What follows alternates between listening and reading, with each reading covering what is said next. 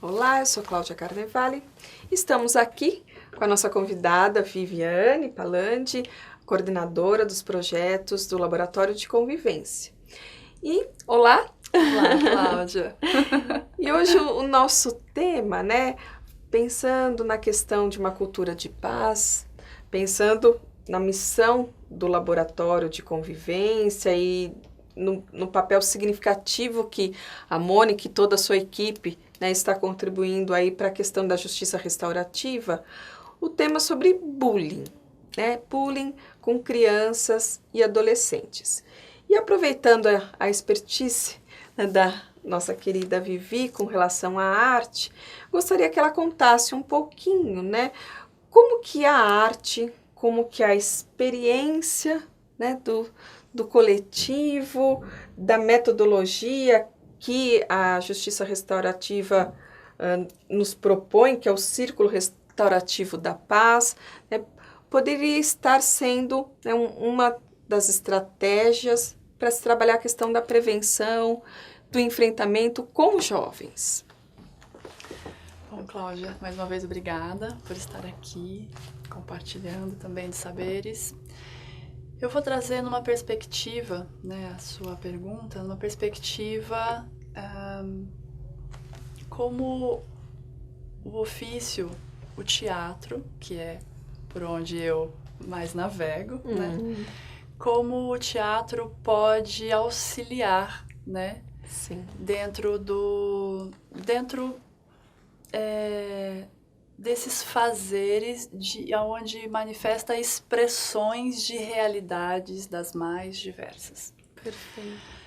Quando eu falo e penso em expressão, eu penso que todos nós, e eu posso falar por mim, eu expresso a minha realidade interna, E essa expressividade vem de um exprimir. Então, quando eu exprimo algo, eu expresso externamente o que esse interno ele está pedindo para ser visto, E o teatro ele tem muitos recursos, para serem trabalhados. Ele tem a voz, o canto, várias técnicas que trabalham com voz. Tem o corpo, que é a expressão corporal, muitas técnicas e muitas especificidades diferentes de se trabalhar das mais diversas técnicas de corpo. Tem um dos elementos que é as vestimentas, que são os figurinos, a produção dos figurinos. Tem a iluminação, tem o cenário, tem um arsenal de produção que para uma composição. Então, quando eu trabalhei com jovens, já trabalhei também com crianças, como uma educadora, como uma oficineira, e seja o nome que cada espaço desses lugares tinha, eu levava esses saberes que o teatro me proporcionou e que me proporciona. E muitas vezes, dentro desse espaço com crianças e com adolescentes, havia uma grande necessidade dessa expressão, E eu tinha, então, o teatro ali para poder dialogar com essas várias realidades dessas crianças, desses jovens. E o que eu mais observei, hoje atualmente não trabalho diretamente com crianças e com jovens, mas o que eu observei quando eu trabalhava é que é um espaço muito produtivo para que tanto as crianças quanto os jovens possam manifestar as suas expressões. E uma vez manifestadas, é possível de mapear um pouco como está aquela criança e aquele jovem na sua família, o que é que ele assiste, como que é a relação dele fora da escola, porque é uma possibilidade dele se expressar. E se expressar sem ser julgado, Então, dentro dos exercícios teatrais, havia essa possibilidade de que aquela criança, que aquele jovem pudesse se expressar genuinamente. O que é que ele estava, ele estava se alimentando da vida, né? E quando isso uma vez é expresso num lugar onde o convite é ao diálogo, o convite é ao não julgamento, há uma possibilidade de que isso possa ser transformado. Se há espaço para que essa criança, para que esse jovem possa falar sobre isso. E se ele tem esse espaço, e é algo que eu tenho aprendido muito no laboratório de convivência com a Mônica, esse espaço de ter vez e ter voz, esse espaço ele pode ter uma produção criativa a partir do que se é expresso, né? Que é algo que é bem desafiante, bem desafiador, né? Bem desafiador. Porque muitas vezes, e a partir da minha experiência, eu não trabalhava sozinha. Havia uma rede de profissionais, né? Então havia o teatro, havia dança, havia a música, havia a capoeira, havia várias habilidades onde essa expressão, que às vezes vem de uma forma violenta, né? E a justiça restaurativa, ela convida a olhar para a violência sem ser violento, que é um grande desafio também. Como receber e não devolver da mesma potência, né? Mas poder acolher, revisitar essa origem, porque quando nos chega um ato violento, e aí eu volto a dizer sobre qual foi a origem, né? Houve algo, que estamos falando especificamente da criança e do adolescente, que mobilizou, né? Que mobilizou. Houve algo, né? Ele está nos contando alguma coisa. Aquela criança, adolescente, está nos contando alguma coisa. E reduzir isso é não dar a oportunidade, tanto a pessoa, quanto, por exemplo, eu que vivenciei, quanto aquele jovem, de poder contar o que aconteceu mesmo para ele ter me contado isso. Sim. Então eu sinto que, como já disse aqui, a arte, e agora eu, né, aprendendo sobre o fazer da justiça restaurativa, dá a possibilidade de ampliar e não reduzir. Perfeito. Porque quando eu reduzo, eu violo a humanidade daquele ser humano que está buscando ou está pedindo socorro. Sim.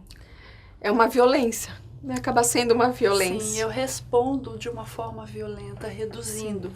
E eu digo isso porque não é algo também tão simples.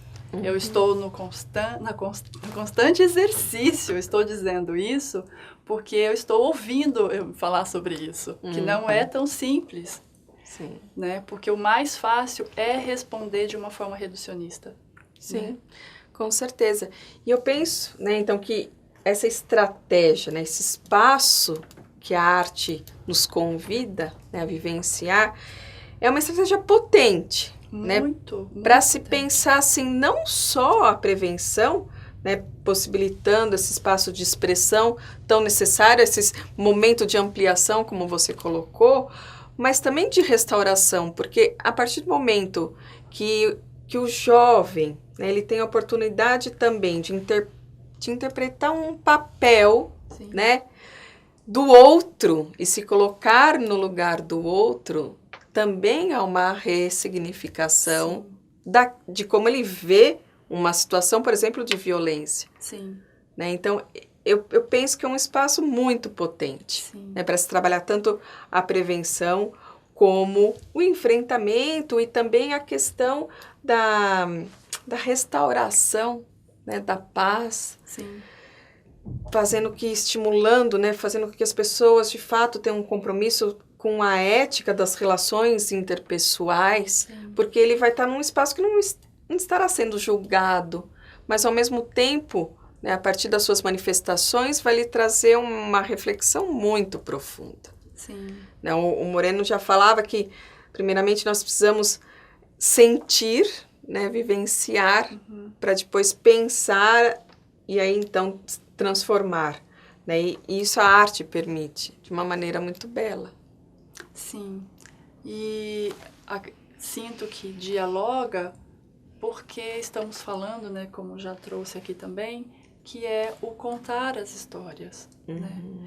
Então, o teatro, ele convida a esse contar, e aqui, claro, tem uma diferença de linguagem, de contações de histórias, respeitando todas as linguagens e as diversas, né, que cada uma dessa linguagem ocupa, mas o que eu aprendo com o teatro é ter voz, né? É poder contar utilizando recursos criativos, lúdicos, muitas vezes. Lúdicos, que tem todo esse arsenal que eu disse, né?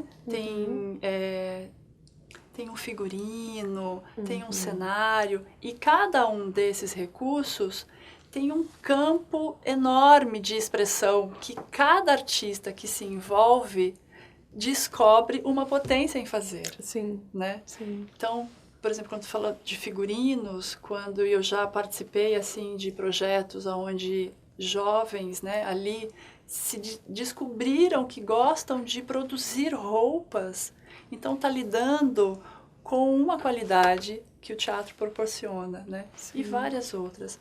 Então, eu sinto que quando falamos, né, quando você me traz essa pergunta sobre esse campo de prevenção, eu sinto que cada vez mais, quando conseguimos expressar o nosso interno, há um campo que de um pedido de ajuda. Né? Quando eu expresso algo, eu estou pedindo algum tipo de ajuda. Então, quando o jovem, e dos trabalhos que eu fiz, trazia uma expressividade que algumas vezes foram violentas, eu compreendia que ali havia uma realidade que, diferente às vezes da minha, mas que também dizia de mim. Também estava dizendo de mim, né? Então, como olhar para essa expressividade, como olhar para essas histórias que muitas vezes são violentas, sem ser violenta, né? Eu acho que esse é o grande desafio, mas há um grande campo de possibilidades de poder fazer isso, né? Sim. Obrigada, Vivi. Eu que agradeço, Cláudia.